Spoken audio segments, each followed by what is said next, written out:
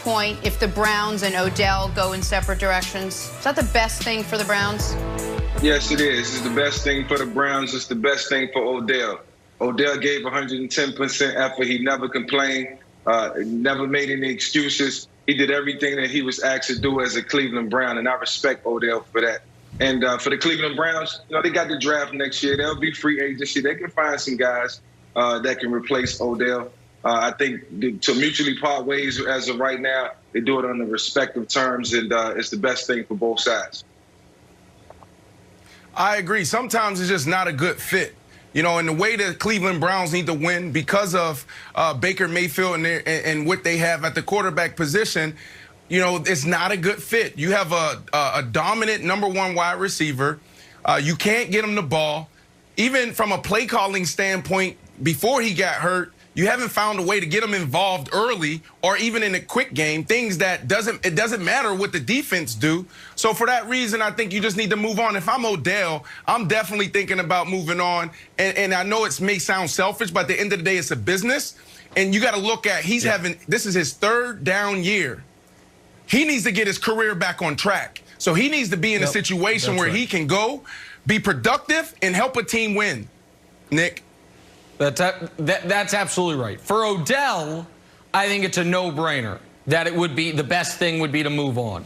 For the Browns, I think a game like yesterday is a good example of why, even if Odell is at times a luxury you don't know how to use, where he's a luxury sometimes you need. Because a day like yesterday, where you can't throw the football or you're afraid to throw the football because of the wind, getting the ball in a guy's hands who can do things like Odell did against Dallas to save that game that they were trying to throw into the fire, they could have used him yesterday. So for Odell, I think it would be great. For the Browns, I think it's more mixed results, Jenna.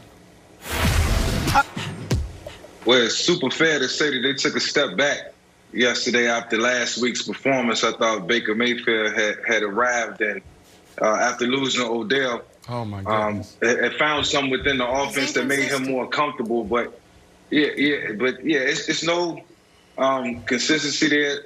You know, he made a lot of errant throws yesterday, and you know, regardless of the conditions of what happened, there was really no excuses. It was no excuses, and I think, you know, sometimes we look at Baker Mayfield and, you know, we expect so much out of this guy because we see the potential in him, and then only to fall short at so many moments and big moments when we need to see more out of him. That was certainly a game at home versus the Raiders, a game that would have put them over the hump and put them in a better position, winning another AFC game, and they couldn't pull it out. And, you know, it's just no excuses as of right now. Everything has to go right for Baker Mayfield and his team. Everything has to be perfect for us not to look at him at the end of this season and evaluate his situation for the better. For the better of the Cleveland Browns, for the better of Baker Mayfield.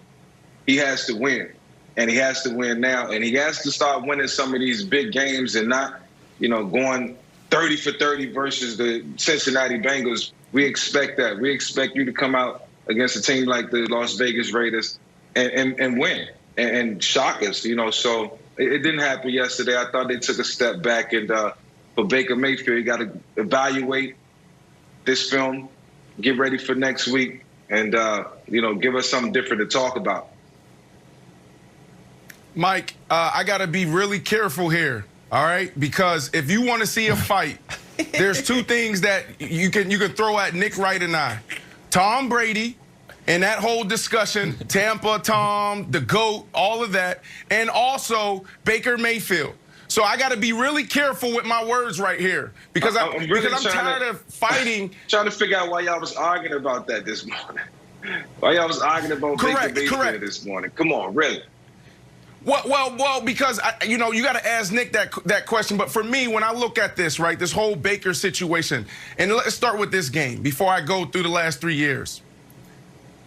This game, I'm okay with an old school football game. There's conditions. I mean, I played in Cleveland probably 10 times. I get it. I understand it. But I probably average 100 yards a game, and Jay Cutler probably averaged 250 yards throwing. So really no excuse there. Dusty. But I get it.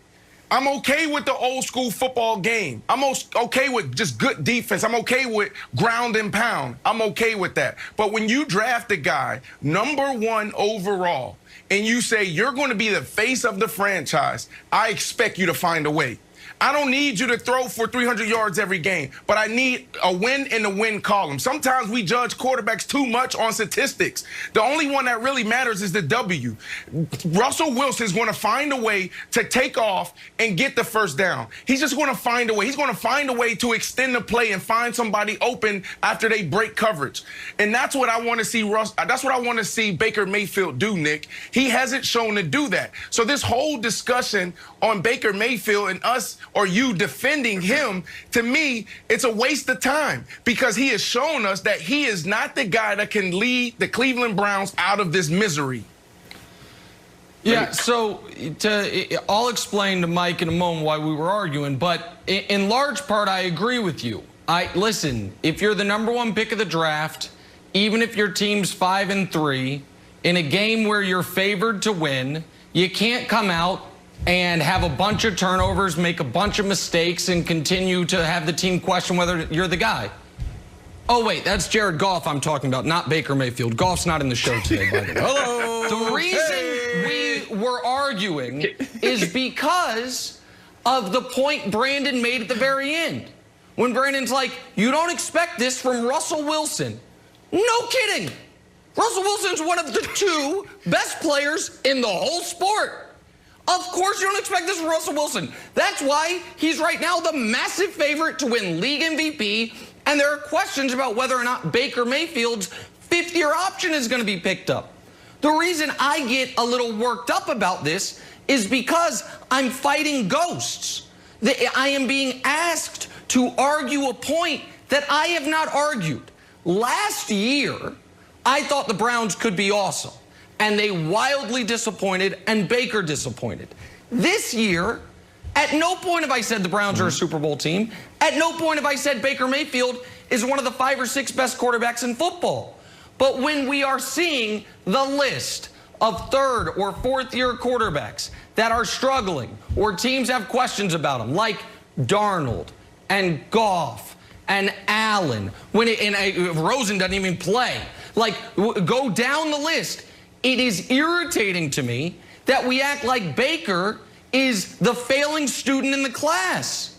Like Baker is the outlier, when he is more the rule than the exception. He went 1 overall. Well, Darnold went 3. Allen went 6.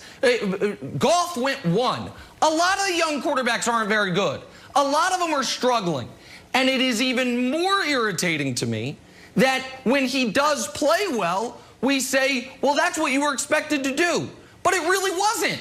Because folks, before he played well, were saying put in Case Keenum. So I don't even, listen, I like Baker as a guy.